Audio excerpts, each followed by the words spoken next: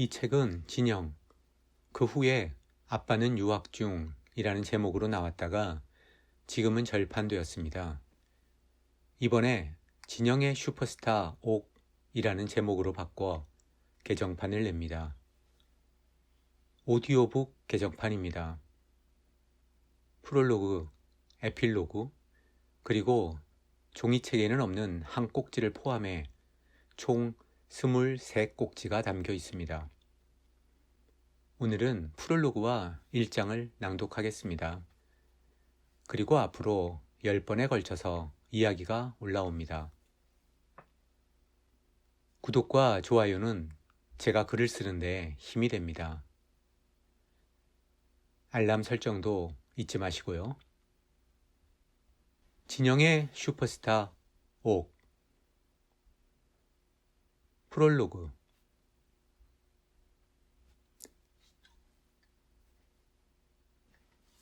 2009년 말 회사 일로 잠시 한국에 머무는 동안 부모님과 가졌던 우연한 대화가 이 글을 쓰는 계기가 되었습니다.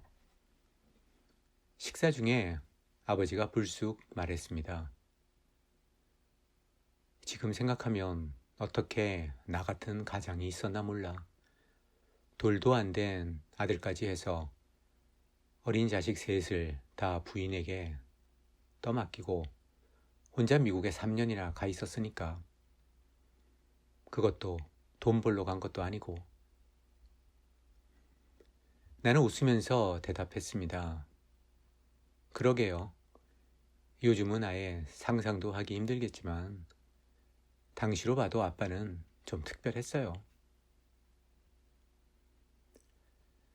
아버지는 1975년부터 78년까지 만 3년간 국비 장학금을 받고 미국으로 유학을 떠났습니다. 가족을 데리고 갈 형편이 아니었기에 어머니와 우리 삼형제는 외할머니 댁이 있는 진영으로 내려가 지냈습니다. 지금부터 하는 이야기는 그 3년간 내가 진영에서 겪은 일입니다. 2006년 폐암 발병 이후 아버지는 부쩍 지난 시절에 대한 회한을 드러내곤 했습니다. 무엇보다 바쁜 교회 일로 가족과 많은 시간을 함께 보내지 못한 것을 안타까워했습니다. 그 중에는 3년간 혼자 떠나 있던 유학 시절, 그러니까 나의 진영 시절이 포함되어 있습니다. 아버지의 이런저런 이야기를 듣는 중에 문득 그 시절에 대한 글을 써야겠다고 생각했습니다. 병으로 고통하는 아버지에게 당신의 3년간 부재가 결코 자식들에게 불행이 아니었음을, 아니 지금도 내 인생에서 가장 그리운 시절이었음을 보여드리고 싶었습니다. 아버지가 잘 모르는 그때 이야기를 들려드리므로 치료에도 일말의 도움이 될 수 있지 않을까 하는 기대에서 말입니다. 물론 그 3년이 어머니에게는 어렸던 내가 결코 알 수 없는 인고의 세월이었겠지만요. 하지만 이런저런 이유로 이 글은 아버지 생전에 나오지 못했습니다. 오랜 세월이 지나 생각해보면 가장 가여운 일은 아버지 없이 살았던 우리 형제들이 아니라 멀고 먼 미국에서 혼자 발버둥 치며 일하고 공부했을 아버지였는지도 모르겠습니다. 아버지는 그 시절 하루도 빠지지 않고 고국에 두고 온 아내와 자식들을 위해 기도했다고 합니다. 어머니의 간절한 눈물의 기도가 아버지를 지켰다면 아버지의 기도가 우리 가족을 지켰을 겁니다. 하지만 나는 오랫동안 아버지의 사랑을 깨닫지 못하고 살았습니다. 너무 바쁘고 유명한 아버지. 항상 한 걸음 떨어져서 바라보기만 했습니다. 아버지는 아주 오래전 단 3년 내 곁을 떠났지만 나는 오히려 수십 년 동안 아버지를 떠나 있었던 게 아닌가 하는 회한마저 느낍니다. 흐르는 강물처럼 이 영화 마지막에는 맥클레인 목사가 사랑하는 아들을 잃고 설교하는 장면이 나옵니다. 여기 계신 여러분 중 누구나 한 번쯤은 이런 한탄을 했을 겁니다. 주여, 저 사람을 돕고 싶은데 나는 너무 부족합니다. 가장 가까운 사람을 도울 수 없다는 건 가슴 아픈 일이지만 그것 또한 인정해야 하는 사실입니다. 어떻게 도와야 할지도 모르지만 그 사람이 내 도움을 원하는지도 우리는 모릅니다. 그러다 보면 그들은 어느새 우리 손에서 미끄러져 멀리 사라집니다. 그럼에도 우리는 그들을 사랑할 수 있습니다. 완전히 이해할 수는 없을지 몰라도 온전히 사랑할 수는 있습니다.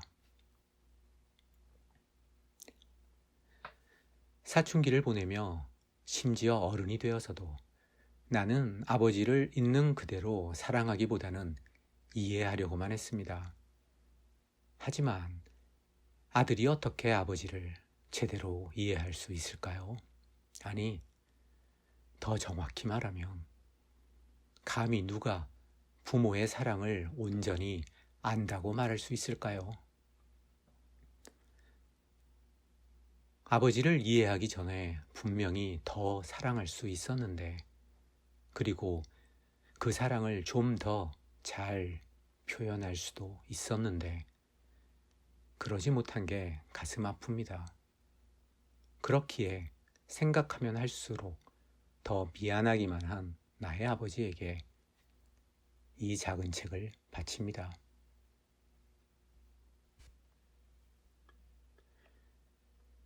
(1장) 진영에 간다. 언니야, 며칠 남았노? 동생이 조금 전 물었던 질문을 또 던졌다. 시골에서 서울로 올라온 지 한참 되었지만 동생은 아직도 가끔 이렇게 사투리를 쓴다. 나보다 1살 어린 동생 훈이는 나를 형이 아니라 언니라고 불렀다. 아까 말했잖아. 새밤 더 자야 한다고.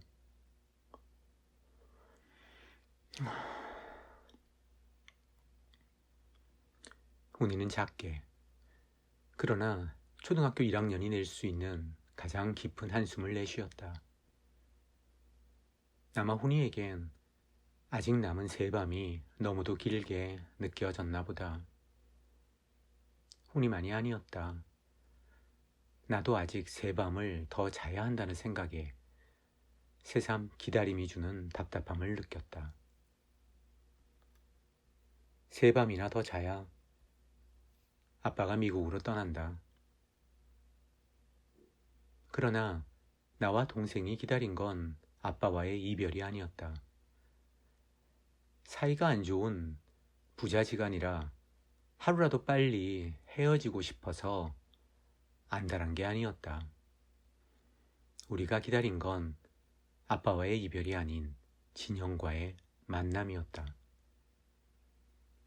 아빠가 미국으로 떠나는 날, 엄마와 우리 삼형제는 진영 외할머니 댁으로 내려간다. 하루라도 빨리, 아니 한순간이라도 빨리 진영으로 가고 싶었다. 사실 우리 형제에게 아빠는 잠시 헤어진다고 새삼 그리워할 대상이 아니었다. 내 기억에 같이 앉아서 밥을 먹은 적이 거의 없을 정도로 아빠는 교회 일로 정신이 없었다. 그러나 진영은 달랐다. 엄연히 우리와 함께하는 실제였다.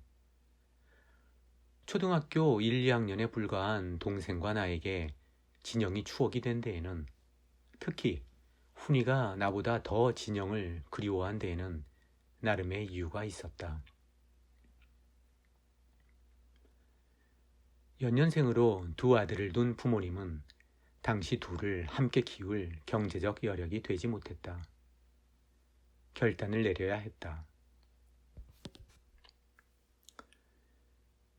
일단 갓난아기인 동생을 부모님이 키우고 그나마 제대로 걷고 말도 하는 나를 진영 외할머니 댁에 맡기기로 한 것이다. 그렇게 채 두 돌이 되기 전 나는 외가댁 진영으로 내려왔다. 그리고 얼마간의 시간을 진영에서 보낸 나는 다시 서울로 올라왔고 이번에는 동생이 할머니 손에 맡겨졌다. 어린 시절이라 전부 명확히 기억나진 않지만 동생이 나보다 훨씬 더 긴 시간을 진영에서 보낸 건 분명하다. 가끔 서울에 사는 큰 외삼촌 댁에 가시는 할머니를 따라 동생이 서울로 왔을 때나 내가 부모님을 따라 진영에 내려갔을 때 나와 동생은 그렇게 드문드문 상봉했다. 가물가물한 어린 시절 기억 속에 동생이 본격적으로 등장하는 건 내가 6살 때부터이다. 할머니와 함께 서울에 올라온 동생은 자기가 안 보는 사이 할머니가 사라지자 순식간에 공황 상태에 빠졌다. 그리고 집까지 오는 내내 울부짖었다. 할매야! 할매야!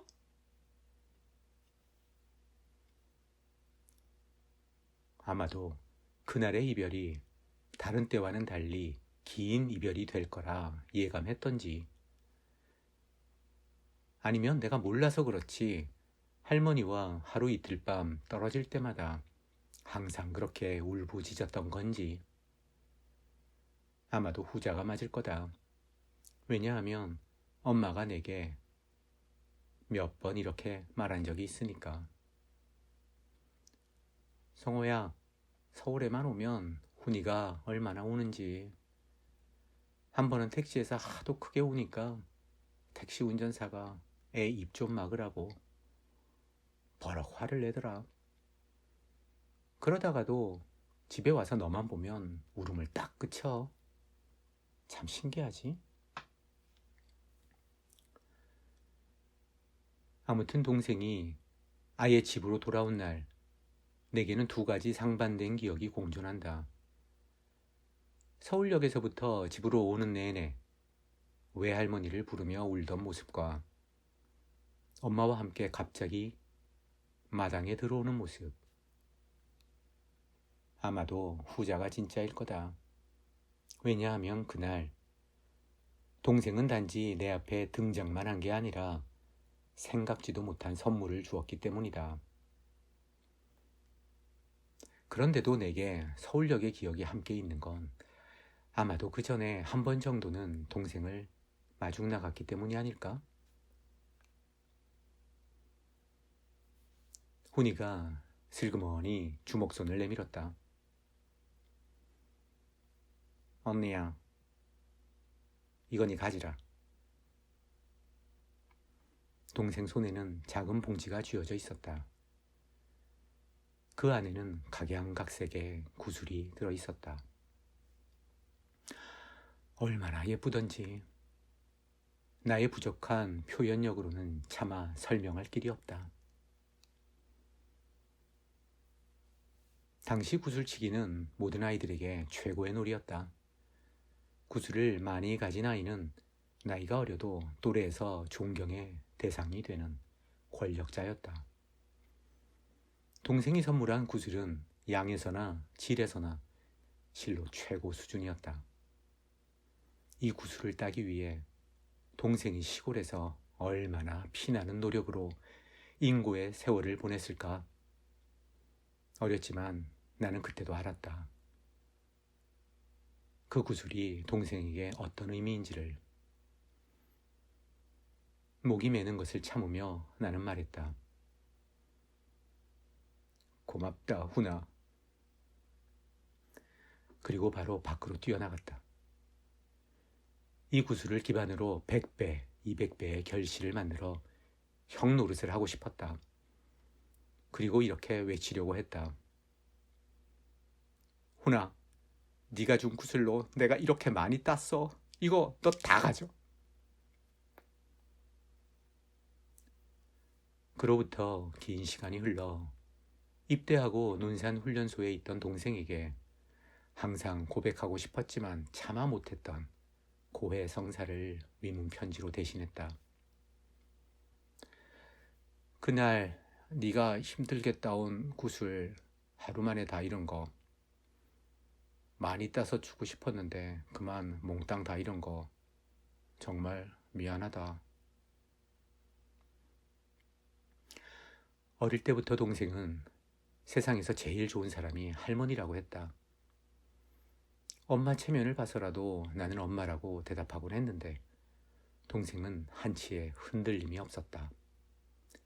새 밤이 새 달로 느껴지는 동생에게 진영은 분명 할머니의 품이었을 거다. 엄마 품보다 따뜻한 할머니의 품이 바로 눈앞에서 기다리고 있었다. 동생이 벽에 걸린 달력을 보았다. 그리고 다시 한숨을 쉬었다.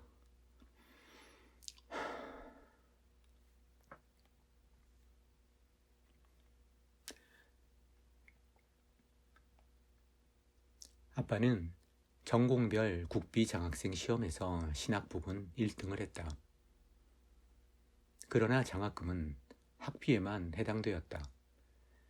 대부분 국비 장학생이 가족과 함께 유학길에 오르는 건 불가능에 가깝던 시절이었다. 게다가 얼마 전 우리 집에는 막내 성수가 태어났고 곧 돌이었다. 장장 5 식구인 것이다. 아빠는 막내의 돌을 채 보지 못하고 미국으로 떠났다. 그 사실이 아빠에겐 특히 마음의 짐으로 남았을 것 같다. 진영에 와서 막내는 돌을 맞았다. 그때 찍은 돌 사진이 아직도 기억에 생생하다. 우리 형제들 중 유일하게 도련님 한복을 입고 찍은 사진이었다. 돌 사진은커녕 태어나서 한복이라고는 입어본 적 없던 나와 훈이는 어린 마음에도 막내 돌 사진을 보며 조금은 부러워했던 것 같다. 유학을 떠나기 전까지 아빠가 사역하던 성도교회는 6.25 피난민이었던 이북 사람들이 세운 대표적인 교회 중 하나로 남산 아래 회원동에 있었다. 우리 가족은 교회 마당이 있는 사택에서 살았다. 아빠는 한 명으로 시작한 대학부를 짧은 시간에 전국에서 가장 큰 규모로 성장시켰다. 성도교회 대학부와 관련해서 내게는 아직도 기억에 남는 풍경이 있다. 집에서 나와 교회 마당을 가로질러 가면 높은 층계가 나오는데 그 위에 또 하나의 마당이 펼쳐졌고 그곳에 본당과 교육관이 있었다.